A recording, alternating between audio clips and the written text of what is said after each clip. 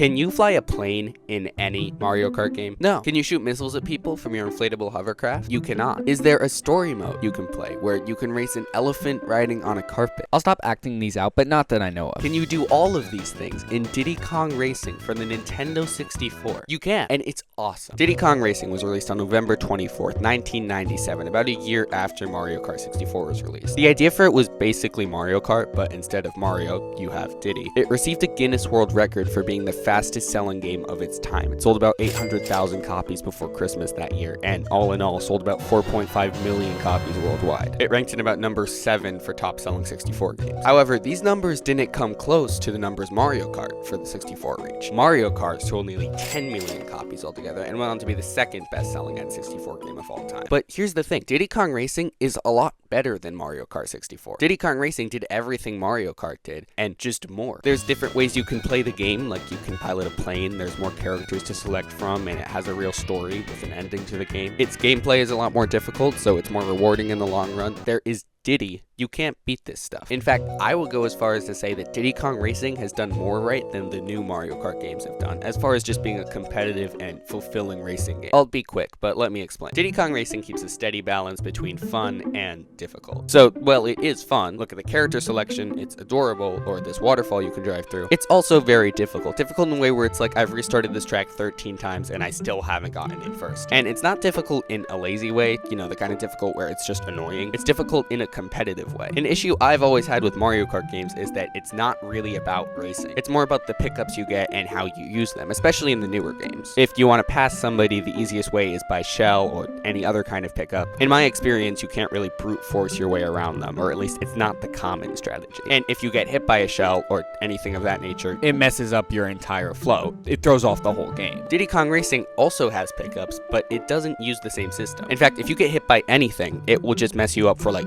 2 seconds. Only enough to have the person who threw it pass you, not the entire track. So instead, the determining factor for your success on the racing track is based on your driving skills. That's what makes the game difficult. There's driving mechanics where if you drift for too long, you'll spin around. And if you genuinely just drive the right way, you will pass your opponent. It's easier than trying to aim a missile at them. Plus, there's no guarantee that if you actually do, you'll pass them that way. Another good thing about the pickups is that you already know what you'll get before you pick them. Mario Kart power-ups are all question marks. You get them all at random. But in Diddy Kong Racing, you get to decide what power-ups you'll get based on the color of the balloon you'll pick. Red means attack, and blue means some kind of boost. So you're like, what could I actually use to my advantage at this point? Well, Mario Kart is like, use this, it's gonna work somehow. Reinforcing the point that Diddy Kong Racing really does have more strategy involved in its difficulty. Now, while there is difficulty in this game, there is also incentive to apply that difficulty. There's more of a reason to play the game. In Mario Kart, it's about beating your own score, or unlocking tracks. You have the gold cup, silver, bronze, it's always that way, and it's fun. In Diddy Kong Racing, people are killed off. Okay, not really, but the storyline you play through is very fun. It gives you incentive to keep playing because by unlocking tracks, you're progressing through the adventure and the game. You go around the world and collect balloons by winning tracks around the map. It's very rewarding. And no, there's not actually a displayed story. It's more like Mario 3 where you don't actually know what's going on the whole time, but it still has an ending. And there's like a whole story written out in like the user's manual or whatever. This is Whizpig. Whizpig is bad. Stop Whizpig. This elephant guy helps you through the story. Look at him, just giving you a balloon. He's actually really scary. I've got something special for you. But he's the guy where you can switch your car out for a plane or hovercraft, if that's what you fancy. And you can drive around the world with these vehicles. And different tracks are designed for different vehicles, like you're flying through a volcano on a plane, or you're cruising through the shore on a hovercraft, which actually brings me to the next thing I want to talk about, because what makes me love the world of this adventure mode so much is the different regions it's sectioned off into. If you want to play on a snow track, go to the snow region, or a beach track by the beach. And it really does feel like you're in these regions. The game is very aesthetically pleasing. That's another issue I have with Mario Kart. I mean, it's not really an issue, it's more just like